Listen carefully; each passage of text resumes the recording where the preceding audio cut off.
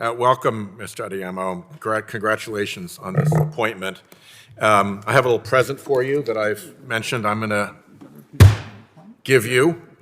As you know, we are at this point engaged in a planetary experiment to create physical, biological, and chemical changes in the way Earth operates that are unprecedented in human history. The problem of climate change from carbon emissions. And that is not only going to happen in the physical, chemical, and biological world, it is also going to happen in the economic world. And what this is a list of, a summation, if you will, of many of the warnings that have come out from a great many different sources about the economic crash prospects associated with uncontrolled climate change. And because it's a big, I've given it to every single one of my colleagues, by the way, because it's a big book, let me just run you through the highlights reel. As you know, Director Carney of the Bank of England was one of the earliest warners. He warned that climate change will threaten financial resilience and longer-term prosperity. The 34 central banks in the network for the financial sector estimate losses of up to $20 trillion in the broad economy. The Bank of Banks, the Bank of International Settlements, has said that exceeding climate tipping points could lead to catastrophic and irreversible impacts that would make quantifying financial damages impossible. Let that phrase sink in just a moment.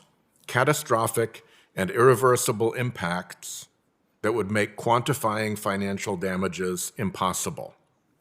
The recent CFTC report brought out under the Trump administration warned that climate change poses a major risk to the stability of the U.S. financial system. The consulting firm McKinsey has warned that climate change could make long-duration borrowing unavailable. Standard & Poor's Global has warned the higher the temperature, the more damaging climate change will be, and in a non-linear way. And Freddie Mac, important to my coastal state of Rhode Island, has warned that rising sea levels and spreading floodplains appear likely to destroy billions of dollars in property and to displace millions of people. The economic losses and social disruption are likely to be greater in total than those experienced in the housing crisis and Great Recession. We have been well and truly warned, Mr. Adeyemo, and it's on this administration to heed those warnings and take action.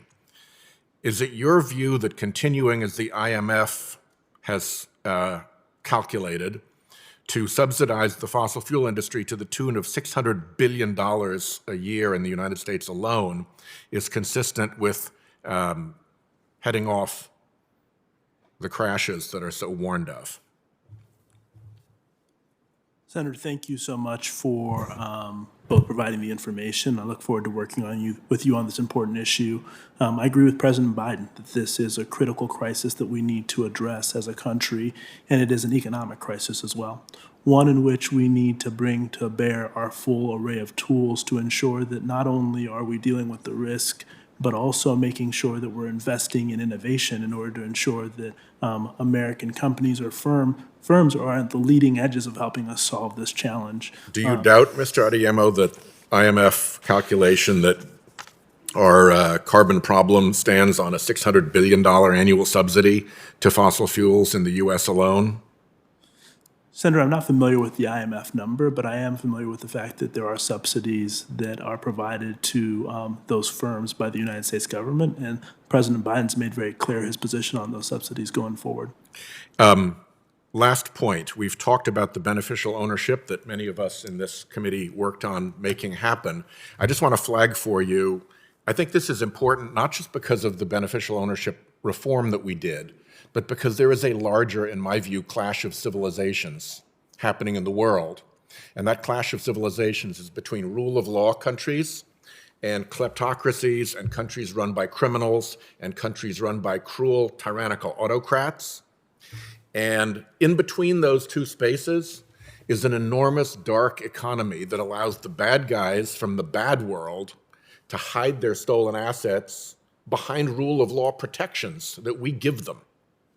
And I think it's a critical national security priority for us to do everything we can to degrade that dark economy so that the kleptocrats and the criminals and the autocrats do not find shelter in our rule of law sanctuaries. Senator, completely agree with you. The transparency is critical to both democracy, but also to exposing those who seek to abuse people and abuse the privileges that democracies provide. So look forward to working with you and members of this committee on those critical issues. Thank you. You'll find, I think, bipartisan interest in that.